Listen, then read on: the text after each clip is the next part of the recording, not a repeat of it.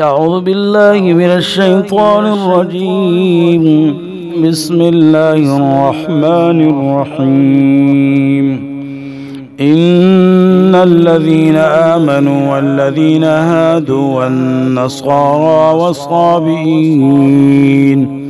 والصابئين من آمن بالله واليوم الآخر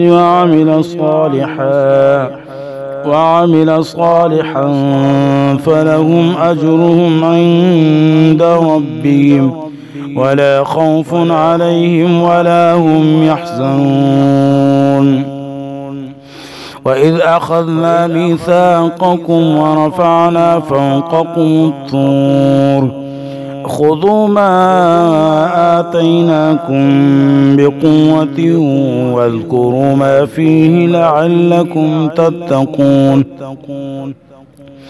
ثم توليتم من بعد ذلك فلولا فضل الله عليكم ورحمته لكنتم من الخاسرين.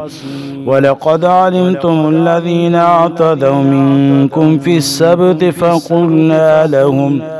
فقلنا لهم كونوا قردة خاسئين فجعلناها نكالا لما بين يديها وما خلفها وموعظة للمتقين. وإذ قال موسى لقومه إن الله يأمركم أن تذبحوا بقرة قالوا أتتخذنا هزوا قال أعوذ بالله أن أكون من الجاهلين. قالوا ادع لنا ربك يبين لنا ما هي قال إنه يقول إنها بقرة لا فارض ولا بكر عوان بين ذلك فافعلوا ما تؤمرون. قالوا ادع لنا ربك يبين لنا ما لونها قال إنه يقول إنها بقرة صفراء فاقع لونها تسر الناظرين.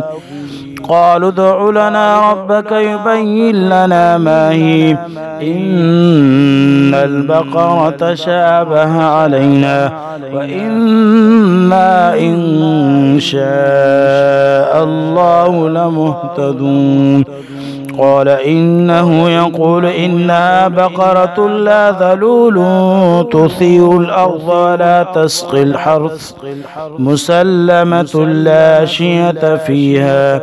قالوا الآن جئت بالحق فذبحوها وما كادوا يفعلون.